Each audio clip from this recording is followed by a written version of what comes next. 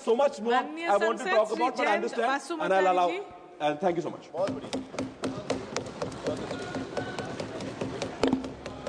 माननीय अपाटगिरी, सम्मानीय सभापति महाशय, सबसे पहले मैं माननीय प्रधानमंत्री जी और माननीय वित्त मंत्री जी को आयकर सीमा 12 लाख रुपये करने के लिए हार्दिक बधाई देता हूं, क्योंकि आपके इस ऐतिहासिक फैसले से देश की बहुत बड़ी आबादी को फायदा होगा। मिडिल क्लास को 12 लाख तक इनकम टैक्स से बाहर रखकर बड़ी राहत दी है। ये बहुत अच्छा कदम है, इसके लिए मैं माननीय वित्त मंत्री जी को हार्दिक बधाई देता हूं।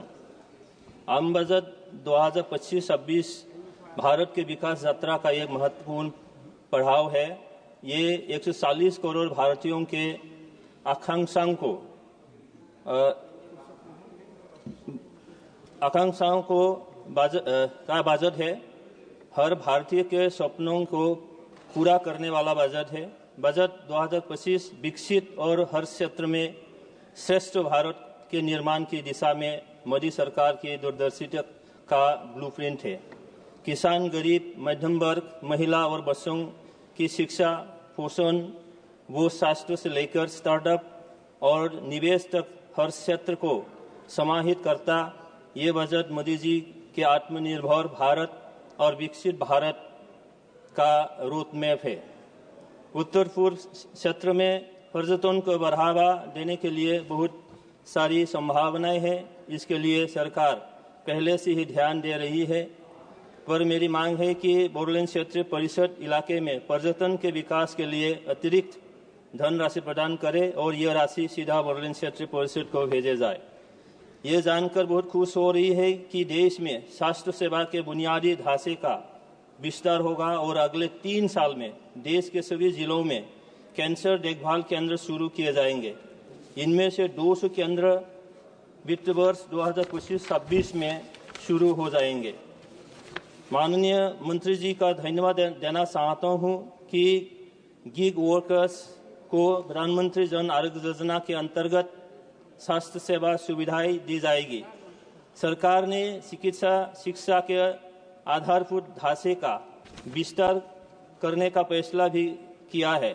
अगले 10 वर्ष में चिकित्सा शिक्षा के अंडर ग्रेजुएट और पोस्ट ग्रेजुएट पैरा स्नातक की लगभग 1.1 लाख सीटें बढ़ेगी। इनमें 130% की वृद्धि होगी। 36 जीवन रक्षक दवाओं पर पूरी तरह से सीमा कर खत्म कर दिया जाएगा। सभी सरकारी अस्पतालों में कैंसर डे केयर सेंटर बनाए जाएंगे। कैंसर के इलाज की दवाएं सस्ती होंगी।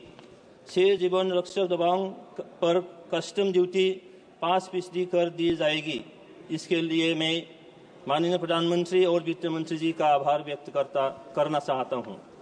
यह बहुत अच्छा कदम है कि सरकार 5 IIT में अतिरिक्त बुनियादी ढांचा का निर्माण करेगी और सरकार स्कूलों और उच्च शिक्षा के लिए भारतीय भाषाओं की पुस्तकों को डिजिटल रूप में उपलब्ध कराने के लिए भारतीय भाषा पुस्तक योजना शुरू करेगी। पिछले 10 वर्षों में 23 IIT में छात्रों की कुल संख्या 65,000 से 1.35 लाख तक 100% बढ़ी है। 2014 के बाद शुरू किए जाए 5 IIT में अतिरिक्त बुनियादी ढांचा तैयार किया जाएगा ताकि 6,500 और छात्रों को शिक्षा मिल सके। अगले 5 वर्षों में IIT और IISc में प्रौद्योगिकी अनुसंधान के लिए 10,000 फेलोशिप प्रदान की जाएगी। माननीय प्रधानमंत्री जी के नेतृत्व में जिस प्रकार देश आगे बढ़ रहा है, उसे हमारी आने वाली पीढ़ी देश की तरक्की को देखेगी। धन्यवाद। धन्यवाद। माननीय सदस्य श्री खगेन